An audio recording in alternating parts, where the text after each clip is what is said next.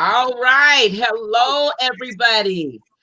We have got amazing panelists for you all to see today. So now, again, my name is Dr. Pamela Grayson.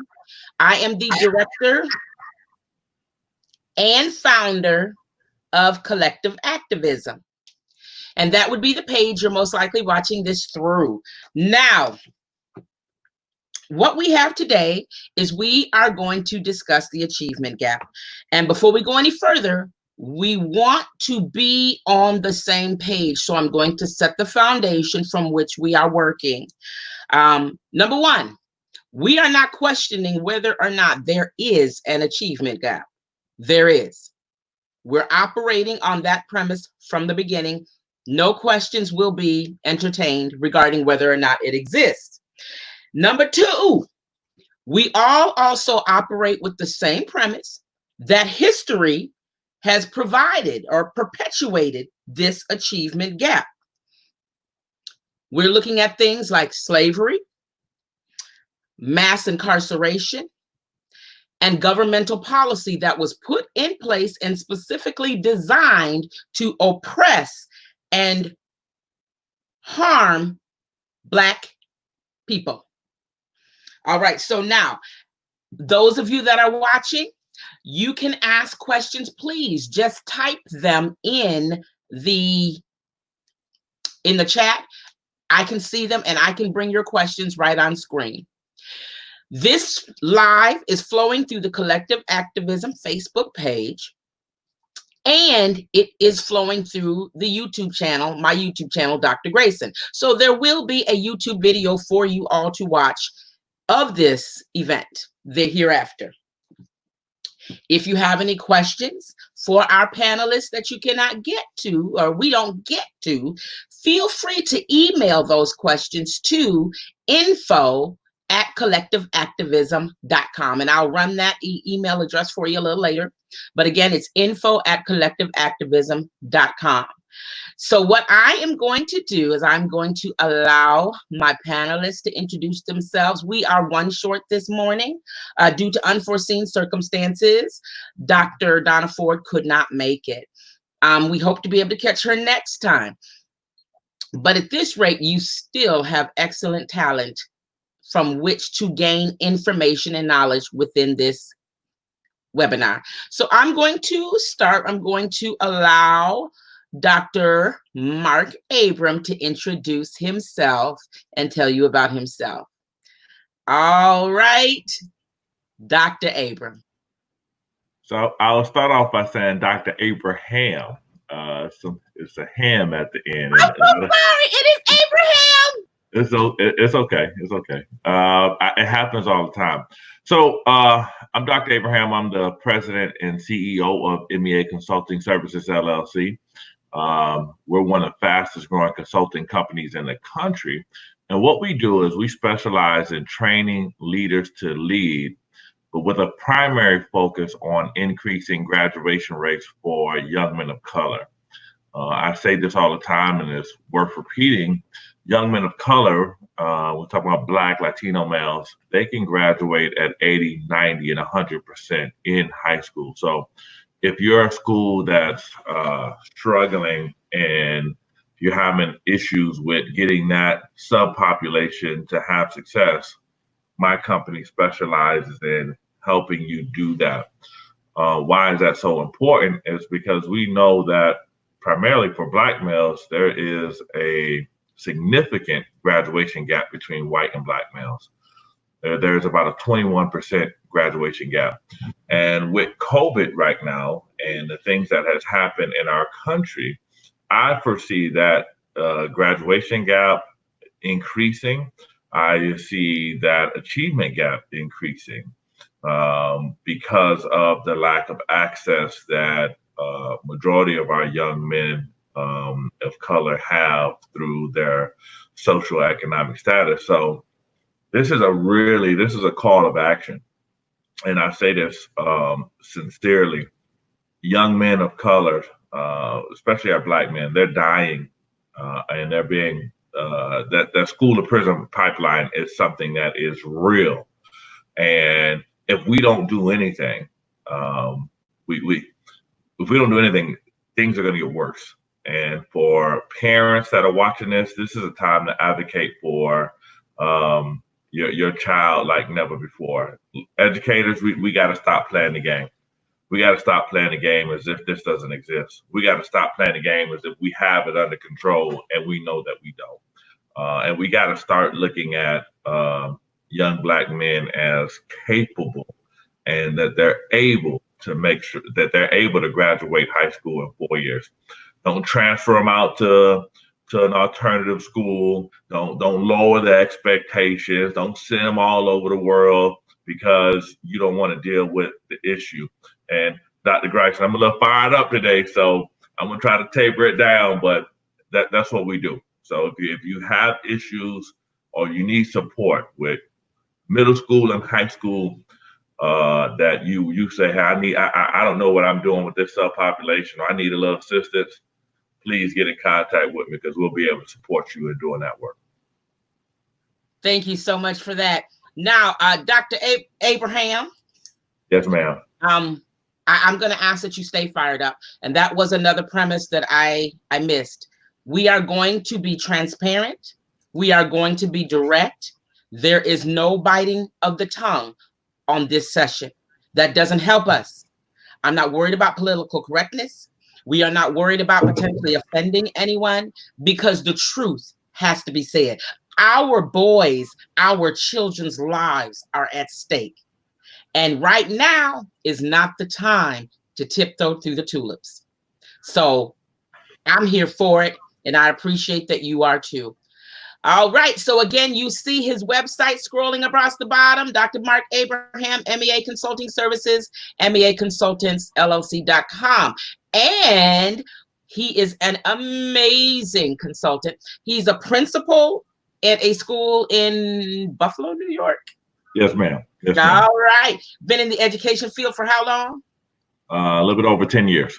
10 years. And he's made principalship. That is amazing. Yeah. That is really amazing.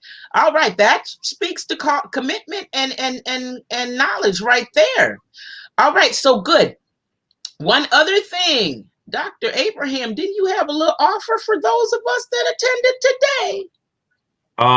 Right. So if you are a parent or you're an educator and you say, hey, listen, we really need these services, you'll get a 30-minute consultation free from me or one of my representatives to really look at what the needs are.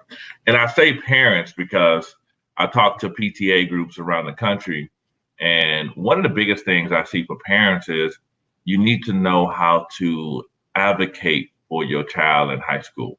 This whole notion that once they go to high school, they're an adult and they have it, and we're just going to trust the system. The system has shown that it's not doing what it's supposed to do for your child.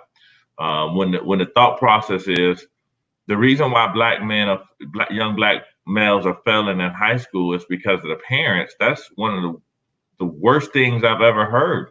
Because it's not because of the parents, it's because of the system that is in place that is, if we just call it what it is racist. It's this racist system that is not for young men of color. And there's so many implicit biases. And I'm like blowing a bullhorn saying we need police reform, but we also need educational reform. We have to get to a place where we say, this is important, and our children are important, and this work can be done. My school was cited for having one of the highest graduation rates for young men of color in the state of New York. And in the state of New York, unlike other states that I know of, once I get a kid in high school freshman year, there's no transferring that kid out. One thing, we had our graduation this week, and I seen a young man who was avoiding gang violence and avoiding so many things. After he walked across the stage, his daddy hugged him for 20 minutes. No lie, no exaggeration, because that young man was the first person in his entire family to graduate from high school. right? Like these are the things that we can do. Like these are the things that educators could do if we stop playing the political game, if we stop playing like everything is okay, and really look in the mirror and say, we have a responsibility to the Black and brown community. And parents, we need to hold educators accountable. We need to say, hey, listen, we need you to do this work. This is important to us. So, you know, I'm here for you. If you have any conversation, have any questions, or anything you need, please do not hesitate in reaching out, because my heart and my passion is to do this work. This is what God has put on my heart to do for uh, the world. All right. And you can tell too, that is your calling. Now, I do have a question for you, but we're going to address the questions a little later. And I'll go ahead and share with you what it is. It's discussing how to increase those graduation rates for our students. And we'll come back to that, because we're going to go ahead and let Mrs. Gantt share her introduction, and then we'll go ahead and get into the meat of this thing. Again, thank you so much, Dr. Abraham. Now, as well, these presenters can and do have resources. Those resources will be available on the Collective Activism page, and Collective Activism has set up a Google Classroom where you can just log in and pull everything you need, because we're doing a series of summer sessions that have provided a nice amount of tools. So I will go ahead and move off, and Mrs. Gantt, go ahead and share your information. Whoops, I did that back.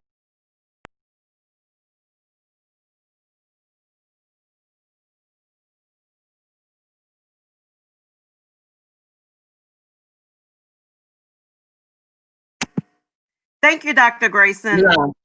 Good morning. My name is Donna Sherrer-Gantt, and I am a 25-year veteran teacher in the public school system. But I also have a small business that's called Gantt Smart. It's a newly formed LLC located in Northeast Georgia.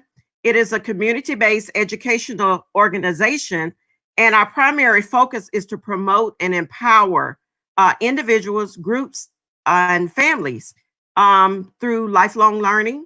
This can show in the form of short-term training, long-term training, customized training, parenting training, homebuyer education, and student development. Of the 25 years that I've taught, it has always been my philosophy as a teacher and in the teaching profession in classroom settings, whether in a building, a school building, or in the community, to create opportunities for success and environments that foster opportunities for all students to thrive and reach their full potential. Empowering students to become productive citizens. That is my primary goal. Gantt LLC, as I said, promotes short-term training, customized training, performs educational consulting in the community, faith-based organizations with individuals and groups. And I appreciate Dr. Grayson inviting me to be a part of this panel this morning. Right, you are more than welcome. And so you see Mrs. Gantt's information scrolling across the bottom. You see her email, gantsmartllc@gmail.com. So now what we are going to do is, oh dear, we are going to go ahead and let's get into the nitty-gritty of this information. So the first thing I'm going to ask is, when I posted this flyer for others to attend,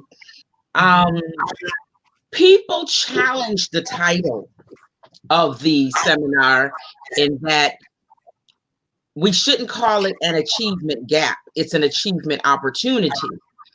And the preface for opportunity was one that indicated that there should be a separate standard for children of color versus children that are not of color. And to me, that's saying that you said my children can't cut it. And then I looked up the word gap, and any way you look at it, it fits. There is a gap. And so that's why I chose to stick with the title Achievement Gap. What are your thoughts? Have you all heard the debate on this, or do you have input on this?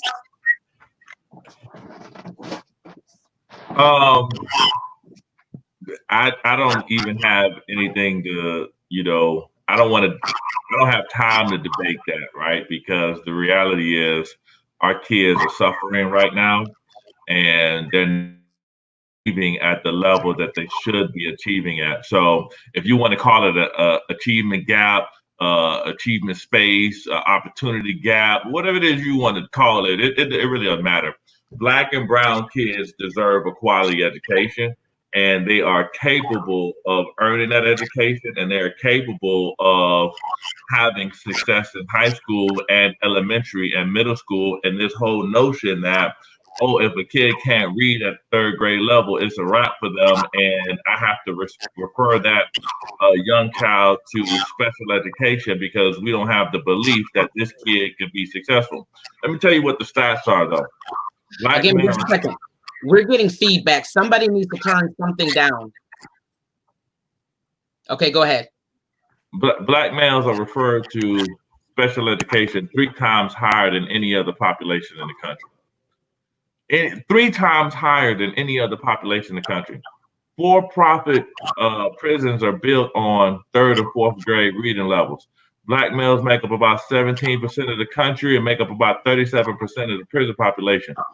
So you can call it achievement gap, you can call it whatever it is you want to call it. The reality is we need to do better as educators, and we need to make sure that our kids are ready for the real world and stop watering down education, making sure that they can read, making sure that they have all the resources necessary so that they can be successful in the real world. Because if we're not doing our job, we're hurting a whole population of people. I say this, you would never see in the suburbs an all Black staff, all Black principal, all Black teachers failing white children at the same rate that we're failing that happens for Black children. If we had just reversed what we have right now, they would burn the school down, right? Like the reality is, this is absurd that Black teachers would take the blame. We're still talking about this. We're still having conversations about our kids deserving a quality education, and even a paradigm that says we don't believe because of poverty, because of parents, but that they can't do it. They are capable of getting a quality education. But so I don't get into that pointless debate to me, because at the end of the day, there's a lot of work that needs to be done. So if it makes you feel good to call it achievement gap, opportunity gap, motivation gap, whatever it is you want to call it whatever you want to call it. Just get in the game and do the work that needs to be done. Yeah. And look here, I applaud that answer. Thank you, because people really did jump in my inbox, really debating that. And I'm like, I'm the same attitude. I don't care what you want to call it. Just fix it. And the reality of it is, if you don't like gap, the problem is it is there. There is a disconnect.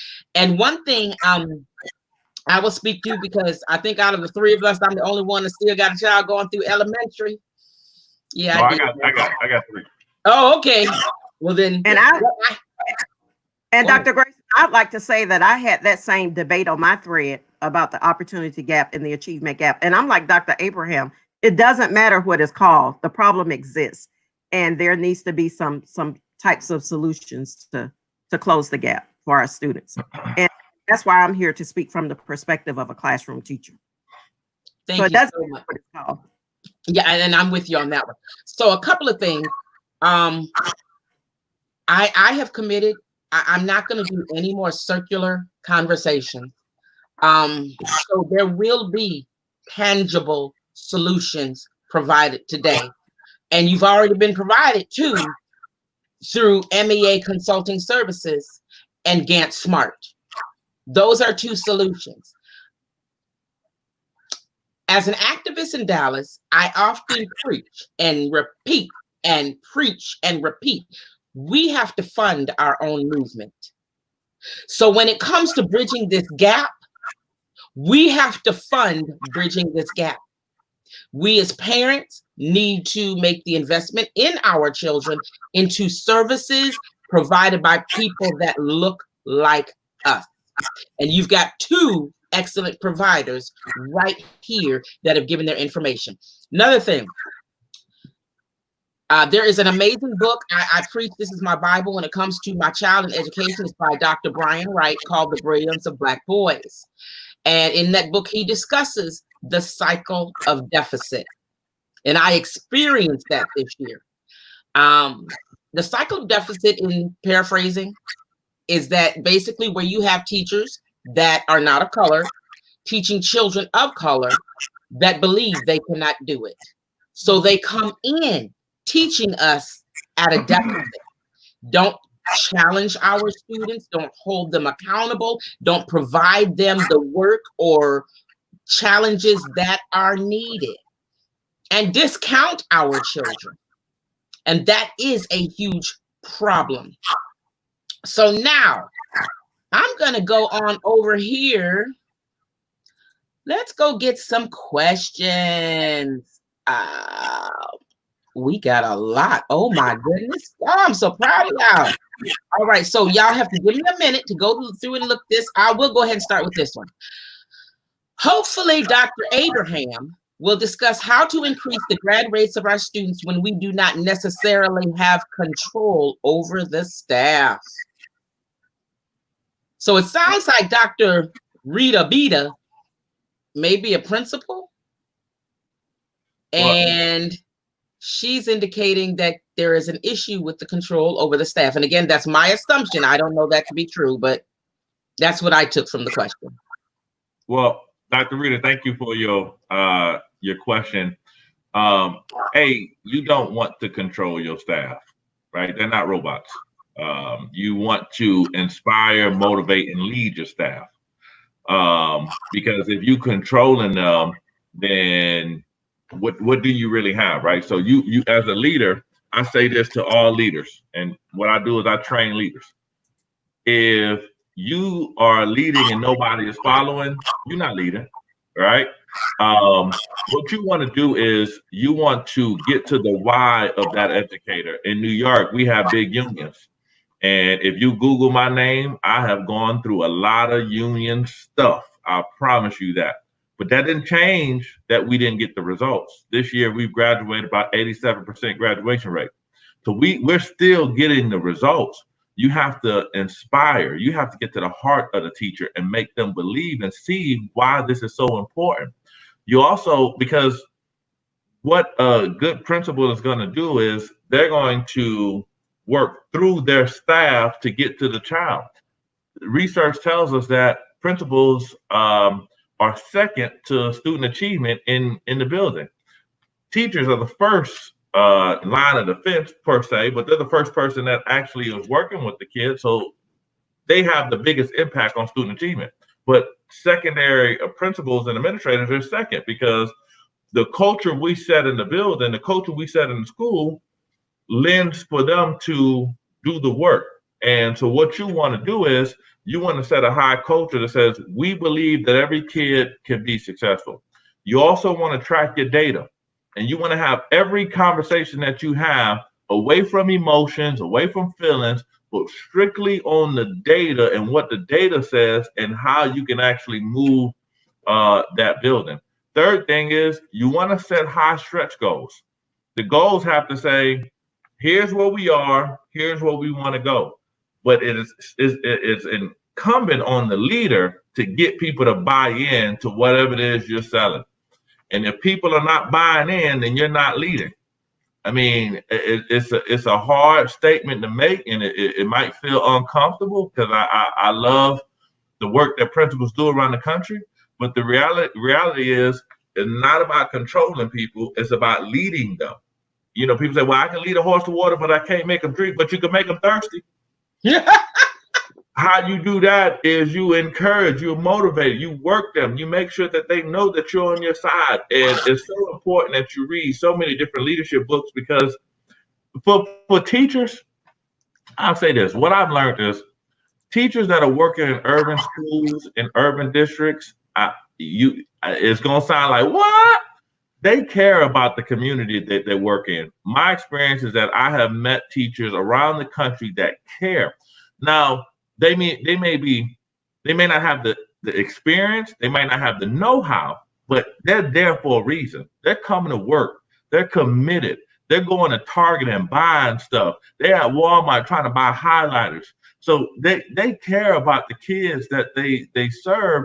It's giving them the opportunity to make them feel like the work they're doing is impactful, and then showing them through skills how to actually make this happen.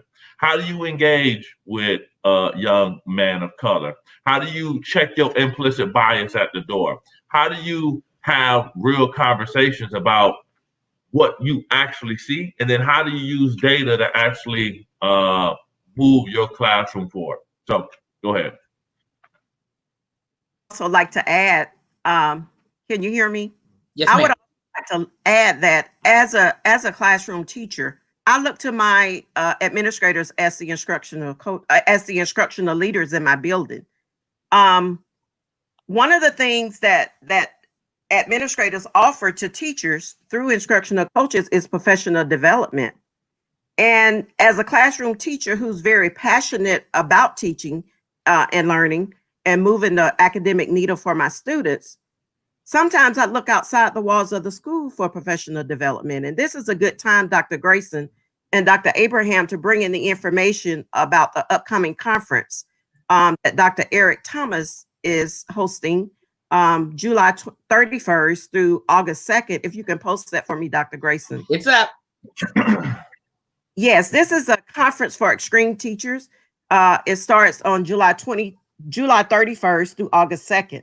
Now, with this extreme conference, you see who is it for? It's for teachers, it's for administrators, it's for superintendents. Things that are covered is equity in action, culturally responsive education, motivating the mundane teachers and also the mundane students. There is a special for this conference if you're just wanting general admission. If you will click on that website, go to www.extremeteachers.com, click on the website, and there are 3 different conference packets that you can sign up for to attend. But I highly encourage you. I've been working with Dr. Eric Thomas's Extreme Teachers Professional Development for at least a year to this point. And I would highly recommend that conference to any teacher, administrator, or superintendent that might benefit from it. All right, so there is another resource, and that will be available on the Collective Activism page as well as in the Google Classroom for resources from the summer webinars. Now we have a question from my fellow UAPB alumni, Alicia Rowden. She's been an educator for 22 years. And she says, I don't see the level of professional development that is needed to help teachers be more cognizant of these issues, as well as equipping them with the strategies and tools they need to better serve students and the communities that they work in. Now, Alicia, we did just go over that conference, so that would be one, and hopefully your school could pick up on that. Yes. Do either of you have anything to add to this? I'd just like to say that there was one school that registered 36 teachers to attend this conference already. And I have my ticket as well. All right. Sometimes you can't wait. Sometimes you can't wait for your school or your district to offer you the professional development. There's nothing to stop you from buying, reading material. You have to provide professional development for yourself sometimes. You know, you can read, you can attend online conferences. You have to take that extra step. You can't sit back and wait for someone to give you what you need to move your students forward. And that's true. And I'm gonna tell you, I watched Mrs. Gantt, and that she practices what she preaches on that one. She's passionate and furthering her own education to enable her to further others. But now I think that question was more or less the school isn't promoting the type of development that would help these teachers bridge the achievement gap. They may not be appreciative of the gap or even concerned about it. So her question was, is there a way or a slick way to kind of make folks address this gap? Again, I think we just have to use our voice, right? Like we have to speak up and say, this is what we want to see. Teachers are, I love teachers. I really do. I support the profession, the teaching profession, because, you know, I never have an idea that it's like me versus teachers or administration, but like we all work together to get this happening. So teachers, you got to use your voice. You got to tell your administration, this is what we're looking for. You got to seek out resources and say, hey, we want to get this to our principal and our superintendent. And if you get enough people together saying that this is important, the powers that be will listen to you, because this is the job that you have. Folks, do not feel helpless. Do not feel helpless, and do not feel like we don't have a voice. You have a voice, and your voice is powerful, and your voice is strong. Find your voice and use it.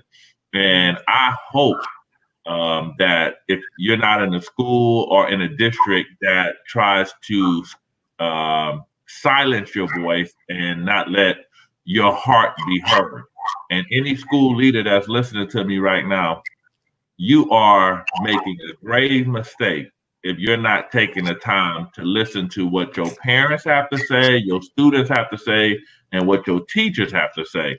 It is your responsibility to listen to the voices of the people that you serve.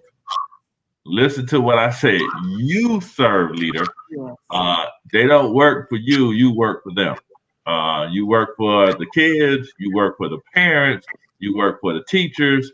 You work for the community. So make sure that you're taking time and creating a culture within the building that promotes the voices of your people, so that these type of statements don't have to be made.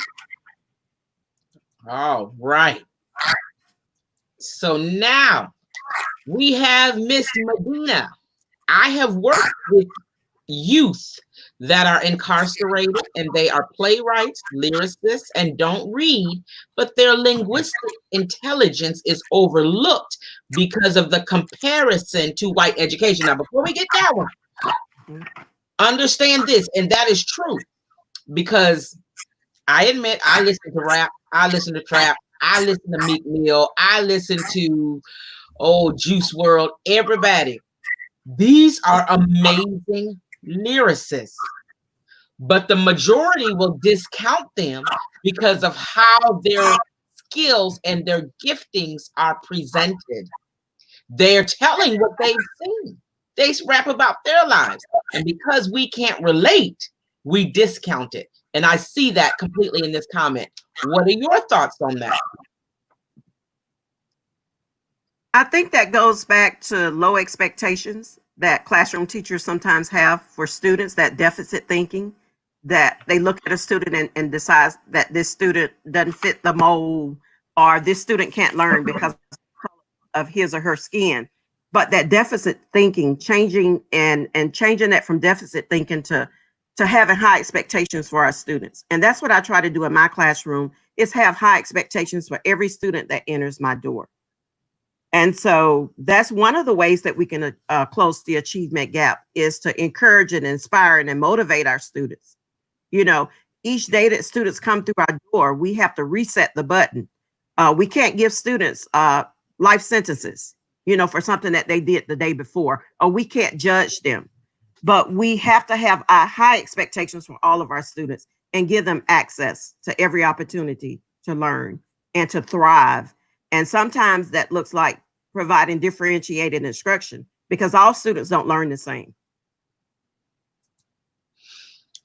And I think a word right there. Go ahead, Dr. Abraham. Let me say this though. Educators, please provide young Black men and young Black women books that make them, that allow them to see themselves in the curriculum. Yes. If the first time you talk to me about me in the history books is in February, and you say, well, let me introduce you, and you were a slave, are you crazy? Right? Like, Yes. that's not my inception into the world. I Yes. was a king and scientists and queens in my country. I was stole from my land. I was brought here. I was enslaved. I was killed. I was raped. I was sodomized. I was experimented on. And you did this to me, right? Like, I didn't, we were fine over there, right? But you brought me here, and then so allow me to see and read literature that allows me to see my greatness. I have a program that I'm offering for parents around the country to close that achievement gap. And it's an Afrocentric literacy program for second, third, fourth, fifth, sixth grade students. And it's national. So if you want to sign up, Doc, you'll give them the registration. But it's Afrocentric, and it's based off of the principles of Kwanzaa, so that they can see themselves as being brilliant. And the books we're reading are books that are tapping into their brilliance. And then, why would I want to read something that doesn't allow me to see myself as being great? Why would I want to read something that the only time you mentioned me in the history book is when I was a slave? When you killed me, I got to get a little bit out of freedom, and then some white person saved me, right? They saved me so that I don't want to have to be a slave, and I should be grateful, right? Like, allow me to read something, man, that talks to me as being brilliant. And I talk to my white educators because I'm a principal over all educators, and I love my white brothers and sisters. I love my Latino brothers and sisters. I love everybody that has a heart for the kids that they serve. So we talk about what was one of the biggest issues that in slavery time they didn't want Black people to do was read. One of the biggest issues we have right now is that Black and brown children aren't reading. Do you think that is by mistake, or when we talk about what systematic racism is, you intertwine it so wonderfully in the curriculum that makes it so boring and so dry that you don't want to read anything because it does not highlight me as being successful. And I'll say this one last thing. I graduated high school as being partially illiterate. I could read, but I didn't read often, and I definitely couldn't write. I had to teach myself, by the grace of God, how to read and write in college. I had a 1.4 GPA. I'm a doctor right now, a legit doctor from a wonderful university. Do not put limitations on these children. Allow them to read books like the autobiography of Malcolm X. Allow them to read books that allow them to see themselves as being brilliant. And you'll see them being successful.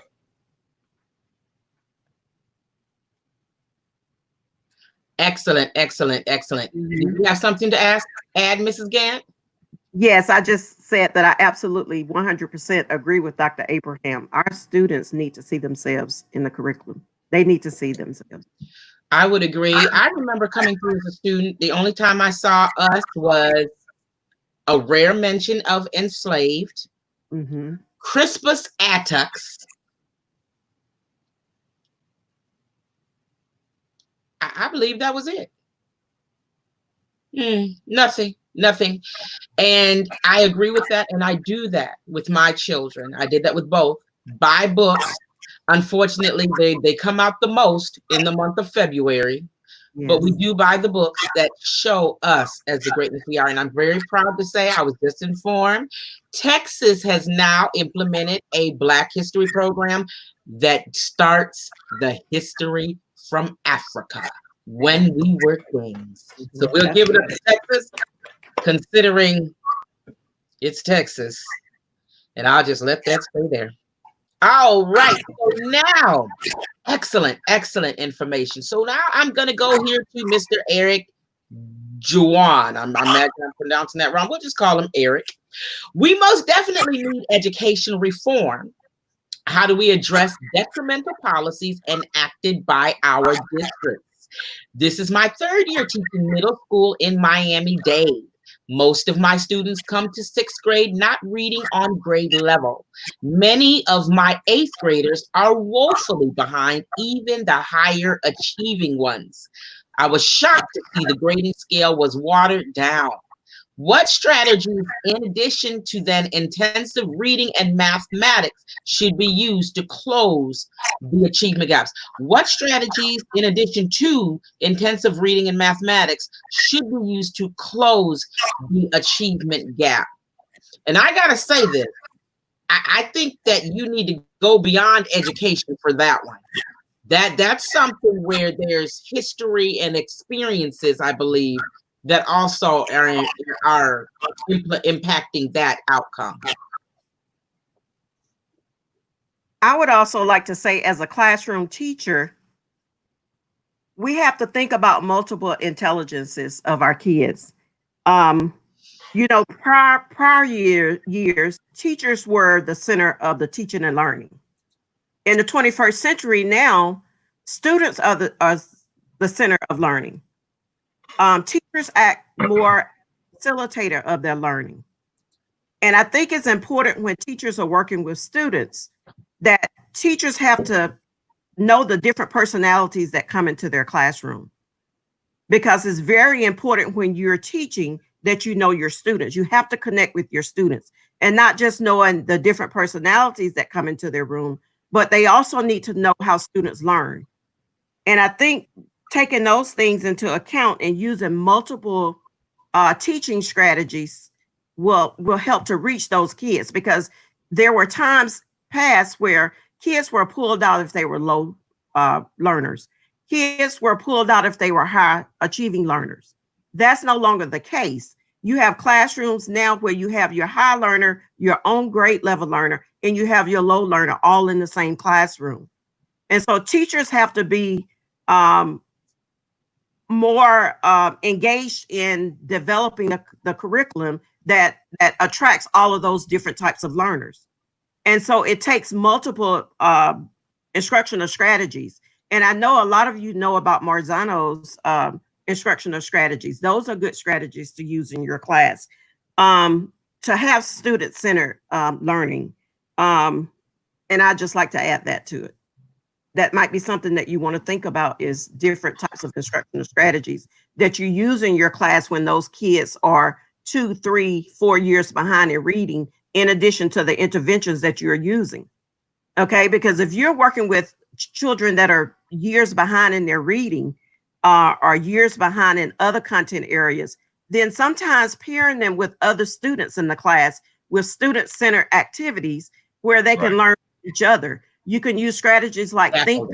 You can use strategies like collaboration and communication, where they're working with other students and they're seeing and understanding things from different perspectives, where they may not normally raise their hand to ask the question. It depends on that child's personality, because you have some kids that are steady and easygoing and that do not know how to advocate for themselves. But if you pair them with other students and teach them how to collaborate with other students, and teach them how to communicate and how to think about their learning, metacognition, to think about what they're learning, it sometimes helps to raise the achievement level. Sometimes they might make progress, but might not always be on grade level. But if they continue making progress, they will eventually get there. But I think that's where the teacher comes in, at being that magician in the classroom. You have to have a bag of tools or a bag of tricks that you pull out to use with your kids. And those are called different instructional strategies. Right. See that? That's why I wouldn't. You're amazing. Well, thank you. Dr. Abraham? Well, I mean, you know, I don't want to go over anything that Miss Gantt just said to me, because she hit it right on the nail, hit the nail right on the head. I will say though, you know, when you talk about what watered down, I think your statement was watered down grading policies. You're the leader in your classroom, sir. So if grading is watered down, I would believe you have the autonomy in your classroom to hold a high expectation. I tell this all the time.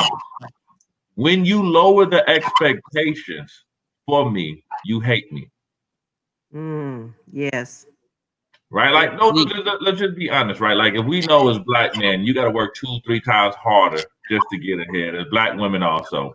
You can't tell me you love me when you set the bar so low that it doesn't challenge me to do better. And then so now when I go to the next step, I'm not prepared and I'm going to end up failing. You don't care about me. When you tell young people, you tell a young black male, oh, you don't need that to graduate. Just take the lesson. What you tell, Lord help me. Yes. I tell this to educators, would you say that to your own child? If that's not the statement you will make to your own child, please do not make it to this kid that's in your classroom. Do not water any education down. Do not water the grading system down. Do not water the expectations down. Do not make it so low, because we are setting them up for failure. Because if they make it to college, or if they make it to that job, if they make it to wherever it is they're going to the next level, they are not prepared because we didn't do our job. And it's your job to keep the expectations high. It's your job to prepare them. That's why you're there. And if you can't handle that, then you might need to find another profession. And that's for any educator, any principal, or anybody that's watching this. It's your job to hold the standards high. Keep it high. And say, I love you enough, young man, young woman, to make sure that you reach this standard. And I'm not going to lower the bar just because of my own implicit bias, my own racial perspectives, and my own low expectations. I'm not going to do that. If you feel like you can do it, you can do it. So I'm telling you, I'm fired up this morning. So please forgive me. Your fire is what is needed. This is so amazing, because I'm listening, and I'm gonna just share this. You know, I had to kind of work with Mrs. Gantt. She wasn't coming on board. And she then came on here and showed out. This is what we need. You can't have the knowledge that you have and not share it with us. Absolutely. I mean, and what you said was so on point. And I shared with y'all earlier, you know, this year has been a horrible year for my son academically. So much that, number one, I have lost faith in people that don't look like us teaching our children. Number two, I'm pulling him home next year so that I can go ahead and reestablish that foundation. You see folks get to sleep in and stuff. They ain't got no job. Now they show up. And so this is what is needed. Now, to stretch to that, I think it is so critical when you talk about stretching the teaching methodology. One thing in that book, Brilliant to Black Boys by Dr. Brian Wright, you will see this. He talks about our children. We have a different background, a different ethnicity. We are good at putting our pain and lyrics to music, and boom, you've got a lot of the music, the rap, and the R&B that you have today. And my son, you know, they sold me under the guise, we'll teach a year ahead and da-da-da-da, but it was a cookie cutter. They have one definition of success, and if you don't fit that mold, then you're not considered successful or capable of being successful. And so he would be in class, and I understand this. I went to his classroom. I'm the parents. I'm going to say, can I please come in and observe? They restricted my observing because I began to pull stuff apart. But I would observe in the classrooms. And how are you teaching a subject as difficult for some as math, and you never leave your seat? You do everything on the screen, and they better pick it up from there. And if they don't get it, then I go to your class. I have a doctorate. I love to learn, but I want to go to sleep in your classroom. I know my child want to go to sleep. And let me say this, Dr. Gantt, I want to cut you off. Go ahead, finish your statement. No. I would say this, yes. I've had some teachers that I observe that, you know, administrators, you got to go do an observation. And the moment they open up their mouth, I go, oh, Lord, whoo, how long has it been? 30 minutes? No, Dr. Abraham, it's been a minute and a half. Oh, Jesus. Okay, whatever. Let me get about it. So I said it, but I do want to make this point, though, because there are a lot of white educators. There's a lot of Latino educators that are really, really good, though. And I've seen them. And there's a lot of white principals that are really, really good and have a care for the community. So I don't want to make a blanket statement to say that, you know, we won't trust our white and Latino and the other, because there's a lot of educators that love the community. Now, what I will say, though, is we have to give people the training they need so they can be successful. There's not a lot of training in secondary, at the master's level, post-secondary education that teaches you how to work in urban settings. You know, there's not a lot of educators that teach you how to work in for young Black and brown children. It's just not out there. I have several articles that I've written. So if you want to call me and I can help you, or you want to read the articles and they will help you. But there's a lot of information. There's not a lot of information out there for educators in urban settings, especially at the secondary level. So I would say, you know, I have seen amazing white educators, and so I want anybody to watch this and say, well, they don't think that you can do it. It's, do you have the skill set and the heart to do it? So one thing I tell educators: go into the community that you serve. Even if you don't live there, go have lunch there, go have breakfast, go to the church there, go get your haircut there, go somewhere in the community so you can see your children in their normal environment, so that you don't have these preconceived notions of what is actually happening in the community. But let me tell you what the research says, Doc. That's not just for white educators. That's for Black educators also. Because there are some Black educators that have some middle class ideologies that say, and we see them all in the community, that don't understand taking that extra effort for our young Black and brown children. So any educator, I would advise you, go into the community that you serve. Listen to what I'm saying, serve, because that's the job you do. You educate and you serve. So I just wanted to add that in there for anybody that's listening. And you know what? I'm going to back up. Number one, yes, to see educators in the community, it would make me feel a lot better as a parent, because I don't care how much you know until I know how much you care. Right. Maya Angelou.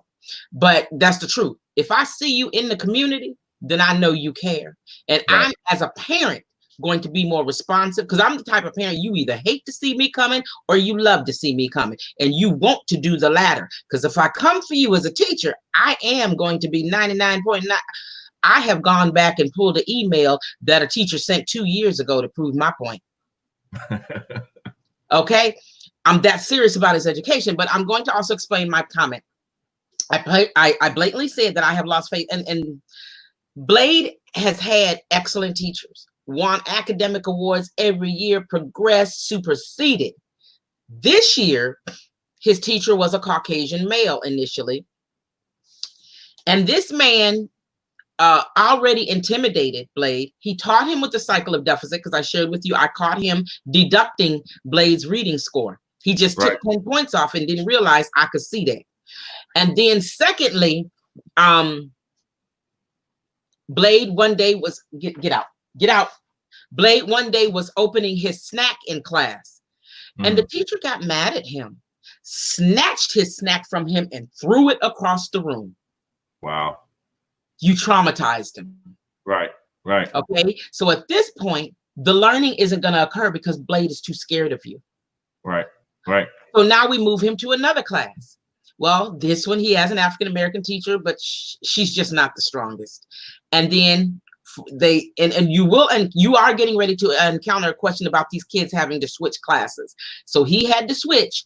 And that was a Caucasian math teacher, was the horrible teacher I've ever seen. She sat on her rear every day.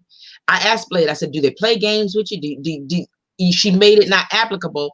But when COVID hit, I bring him home, and in 2 weeks, he's doing basic addition and subtraction. We've got him on multiplication, and he can do 5 times 11, 5 times 12, 5 times 13.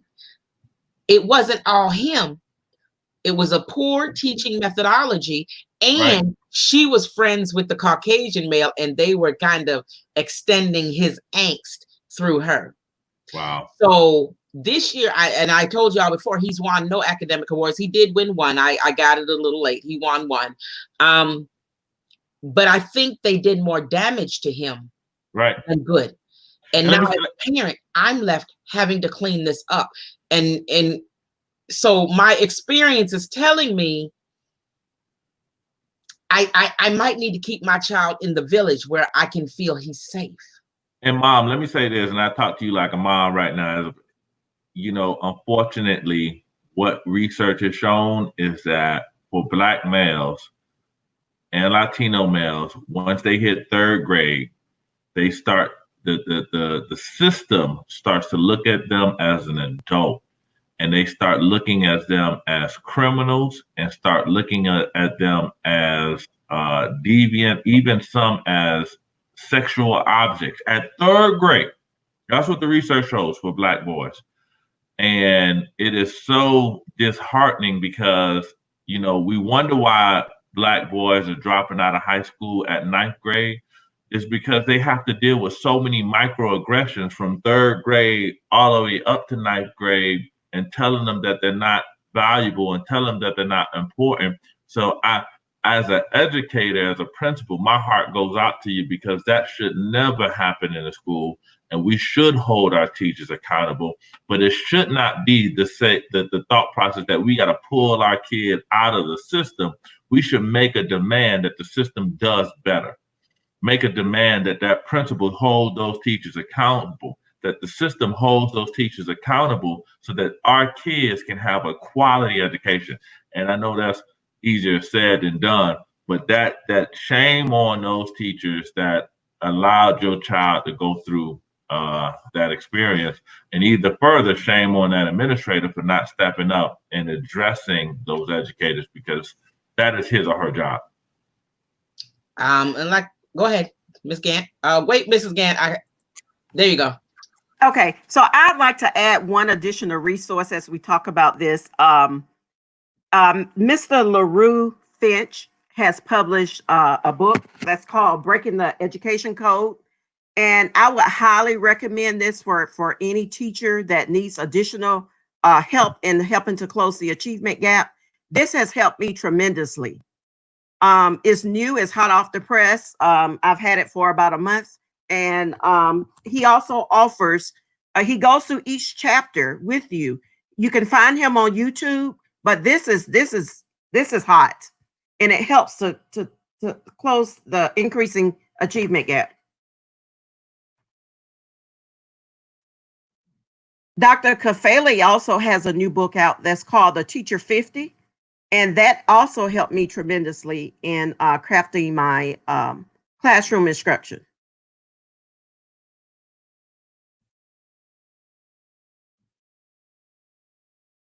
Here.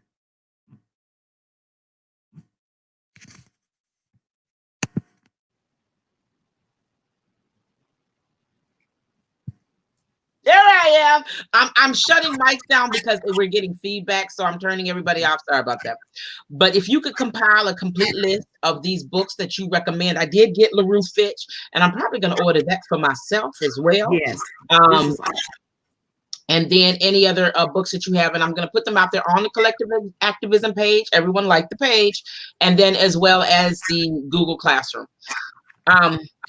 And when we talk about learning, Dr. Grayson and Dr. Abraham, there's another book that has been really good, Learning How to Learn, looking at metacognition for students. And this book was put out by Mary Felton, and I will compile that list. Okay, so what I'm going to do, we have gone on for about an hour, but I have just one other good question here. Thank you, Allison Dillard, for appreciating the resources. But let's look at this last question, and then I will go ahead and wrap it up. So, again, my friend Alicia Rowden, she says, does departmentalization at early grades impact student achievement? For example, in grades 2 through 5, students are having to transition to 3 or more different teachers throughout the day. Is this developmentally appropriate? I have noticed that some students are not prepared for this, even with coaching. It has been said that this is a popular strategy because if you lose a teacher, you will still have others available.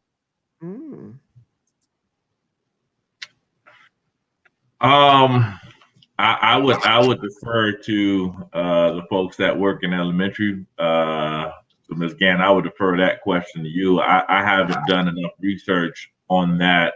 I know that's what we do in high school, but I'm not I'm not versed enough in that area to speak on that. And here's a lesson, educators. It's okay to say, I'll get back to you on some things, right? So I don't have the answers to that. And I don't have the answer either, because my experience has been in middle school, high school, and technical college and community. So, well, the only answer I have is as a parent. And so for Blade, okay, I'm thinking now for first grade, he had the first grade teacher, but you know, you have to go somewhere for PE, art, and maybe like Spanish or something. They have what they call special. Now, this last year, he had that. He had one that handled English and social studies, another that handled math and science, and then his specials. So do I think he was okay with that? Based on the experience at that school, I don't think, because again, in this particular situation, you had the Caucasian teacher that was, and I caught her even on the computer when they came home with COVID and had to do class online. She started yelling at Blade, accusing him of writing on the screen. Well, first of all, you're the teacher. It was your responsibility to set Zoom where no one could write on your screen. And having used Zoom, I know good and well you couldn't tell who was writing on that screen. And just going telling my son, I'm going to kick you out of here. And she didn't realize I'm standing right there. And boy, I ate her and her supervisor up with an email, demanded an apology. And I recommended it. And again, even after this, her Zoom went down and I taught her. To me, at this point, if the children cannot handle it, and in this case, it put my child in a position to not feel safe, valued, I would not be for it. At this point, at this stage in the game, and this is the second installment of the webinars. The first one, we had educators give tools to prevent summer academic regression. And some of the very same things you all have said, they said. One being, the students are relational. Yes. Right. By switching them between too many people, you are challenging and diminishing that need for the students. So for me, if they're not handling it, I think it should stop. And that's from a parent perspective and from an educator's perspective.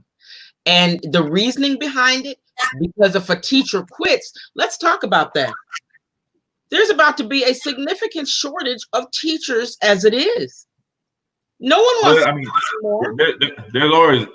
there's already a shortage of teachers. Well, right? You are correct. There's already a shortage. I think there's going to be, more positions cut, and really, if you're an administrator, please. I mean, I'm pleading with you to help you, because if you're having, especially in urban schools, if you're having a hard time managing your building right now with what you have, know that it's going to be even harder to do it with less. You need to create systems and have strong systems in place so that you can have success for your students. So if you're a middle school principal, middle school administrative team, high school administrative team, please hit me on my website. Email me. I will give you the supports and the resource needed so that you can do more with less, and you can still hit that 80, 90, and 100% graduation rate. Not with the games. What do you mean the games? The games where you're shuffling kids out. That's the games. I'm talking about really getting kids to be successful. It's not about so much, and I'll say this, it's not about, the so much the X's and O's. It's really about the relationships you build with these young people. But for a principal, you need real systems in place. And you have good systems, you will see good results. And my company has provided so many educators around the country with real results. so that they can be successful and so that the children can be successful, their students can be successful. So, yeah. Okay. And so, did you have something? Okay. I just wanted to add that I believe that recruitment of teachers is important, but it's also important to retain those teachers. How do you retain those teachers? You have to provide them with professional development. You have to grow the teachers that you have. You don't want a revolving door. You have to grow those teachers, and you grow them through professional learning. Right. And then another thing I hear a lot of teachers say, first of all, teachers to me are underpaid. I had a good friend. He was an engineer at GM making, I want to say 90,000 a year. You work on designing cars. Teachers design people, and we do not pay them enough. Right. Additionally, they have to invest so much in their own classrooms because parents won't send the kids to school with the supplies needed. Yes. Decorations, all of that's coming out of their pocket. And then there are issues. A lot of the teachers do not feel that their administration backs them when there are issues. And that I know is prevalent within P through K academia. So I do think there are a few things. America needs to treat her teachers better. I read this book, Little Soldiers, about teachers in China. And the parents bless these teachers with coach purses and all kinds of gifts. They reverence their teachers. So of course you're going to get a good turnout and an outcome. Here in America, as a teacher, you will get cussed out by your students and their parents. When I was coming up, if a teacher said I did something, it was no question. I got whooped. If it was bad enough, it was a fat foot beating. And I'm not advocating beating or whooping. I'm just saying that it was different being a teacher then than it is now. And I hate to say it, I understand why people do not want to come into the profession. They feel that it's not a lot of pay. It's a danger to them because students and parents will hit you today. And then it is the money. A lot of teachers I know have to have second jobs. So we're going to go ahead. There are some other reading resources. The First Days of School by Harry Wong and Learning While Black, Creating Educational Excellence for African American Children by Dr. Janice E. Hale. And so those are other resources. Thank you. Alicia says this has been excellent. She will spread the word about this and so forth. We're about an hour and 10 minutes. Do you all have any last words of wisdoms to administrators, educators, or parents?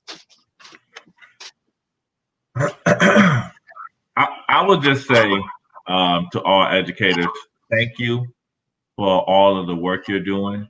The work you're doing is valuable and it's appreciated. Parents, please, please use your voice in the school.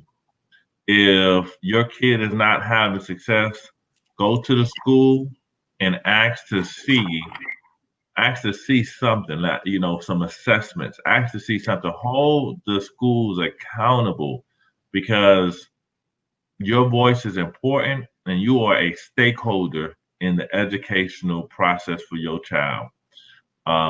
Young people, be great.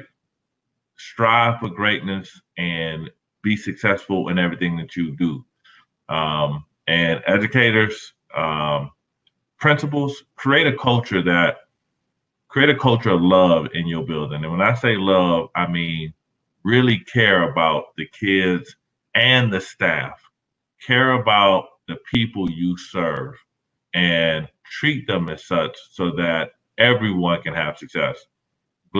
Young Black men and Latino men can graduate at 80, 90, and 100%. And if you need help, if you have questions, please do not hesitate in reaching out to me.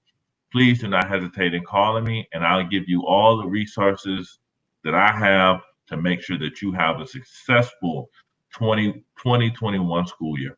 Thank you, and God bless. Your mic music. Any last words? Okay, I'd like to say that this has been a joy to be able to have this dialogue with other educators. But I would like to say to teachers, please, please, please try to sign up for the conference, the Extreme Teachers Conference that's coming up. There are educators all around the United States that's a part of this community. I would also say, please sharpen your skills, refill your toolbox, make sure that you're building relationships with your students, not just the first day of school, but make sure that you dig deeper by having relationships with the parents, not just when the child get in trouble, but have those open conversations with parents. Parents like to hear good things about their children, not just when they're getting into trouble. Be visible with extracurricular activities. Connect with your students. That's how you connect with them. What things are they interested in? What things are they doing in the community? It goes beyond the walls of the school. When students know that you care, then students are more engaged in the learning. When students know that you care and you connect with students, you have to connect with them before you can try to correct a student. So parents get involved with the PTO, attend the board meetings in your district, let your voice be heard. You have more power than teachers, whether you realize it or not, but you hold a lot of power in your hand, but you have to be visible and you have to use the mic when you're given the mic. The Extreme Teacher Conference is July 31st through August 2nd. And I have my ticket and I hope to see you there. All right. So you see that again, and it will be available on Collective Activism and in the YouTube, in the Google Classroom. One last thing, with Collective Activism, we are doing various webinars. This is the second of the summer education series. The third is July 25th, Black Women in Math Seminar. We're going to be discussing the achievement gap in regards to math for our children. I have 5 amazing presenters, all HBCU, all sorority girls, all of us, and 4 of us are alumni of the University of Arkansas at Pine Bluff. In just talking with them, the achievement gap on math, and then college math readiness, we have some things to discuss. There were some issues and gaps I didn't even know existed. Please tune in on July 25th. I want to say at 10 a.m. Central Standard Time, 9 Eastern, same channel here on Collective Activism to view that one as well. So we are done for now. Again, now, if anyone has any questions, again, please email any questions to info@collectiveactivism.com. Email them there. I will get them to the presenters and we'll get you answers. And again, we have a Google Classroom, and you will see that on Collective Activism page where you can go and get all of these resources. This is on YouTube. This will be on the Collective Activism page for you to share with other educators. So to my panelists, thank you. Thank you so much for giving your time and talent to this webinar. Again, for those of you watching, you get a free consultation from Dr. Abraham. So if he says, I can see who made comments and they said they were at this webinar, I can say, yes, they were. Please give them the free consultation. And you want that. Yes, I was ma'am. at the webinar, so I get a free consultation. Yes, ma'am. All right. So we say bye-bye. You all have a wonderful weekend. Share this video, like the page, come back with any questions. We do not do circular conversations. You have been given tangible resources and tools. We've got to work together. We've got to fund our change. Let's make this happen. Thank you from Collective Activism and Gantt Smart and MEA Consulting Services, LLC. Bye-bye. Bye. Bye. He won't let me be Bye. great.